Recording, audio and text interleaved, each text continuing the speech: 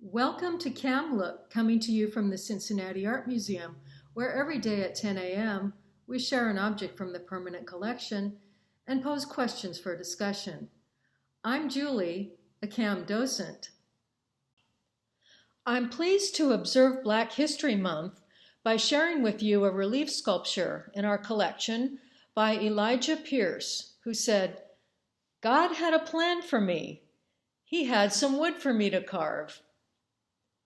Pierce, who lived from 1892 to 1984, was born on a farm in Mississippi, but spent most of his life in Columbus, Ohio. A preacher, a barber by trade, and a self-taught artist, Pierce became known for his storytelling in hand-carved and painted wood sculptures. Pierce compared wood carving to barbering. The sure hand that shaped a man's hair, or guided a sharp razor across the contours of a man's face, expertly guided a sharp knife through wood. He kept a studio and a gallery in the back of his barber shop, and when he wasn't cutting hair, he was cutting wood. He made his art for pure enjoyment, personal expression, to give away or sometimes sell, and to spark conversation among his clients. As people brought him pieces of wood, he would see, in his words, a picture that needed to be dug out. Even the board that his wife used for making biscuits was transformed into the Last Supper. Often spiritual and sometimes humorous, his narratives included Bible stories, animals, and current events in politics, sports, and popular culture.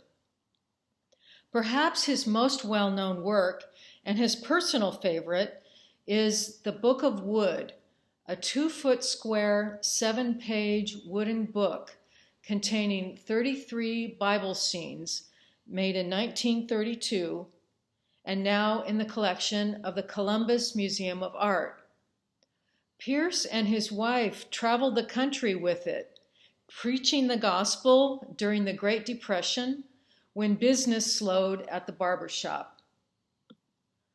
Our piece, made during the Civil Rights Movement when Pierce was in his mid-70s, presents a sobering topic, but in an approachable manner. At first glance, the bright colors, pearls, glitter, and stylized forms belie the atrocities depicted. To me, Pierce's style distances us from reality just enough to look in relative safety so that we can confront it and learn from it.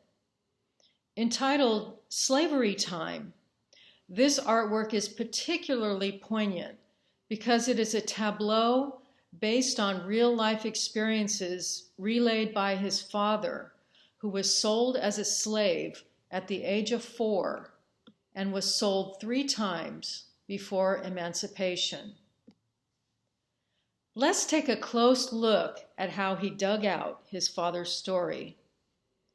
Starting in the upper left, we see people engulfed by a cotton field under the eye of an overseer. We see a man being auctioned and the master's house, which is fancier than the slave's cabin in the lower right. We see men in chains with bounty hunters. Next to that, 2 men are carrying a bucket between them.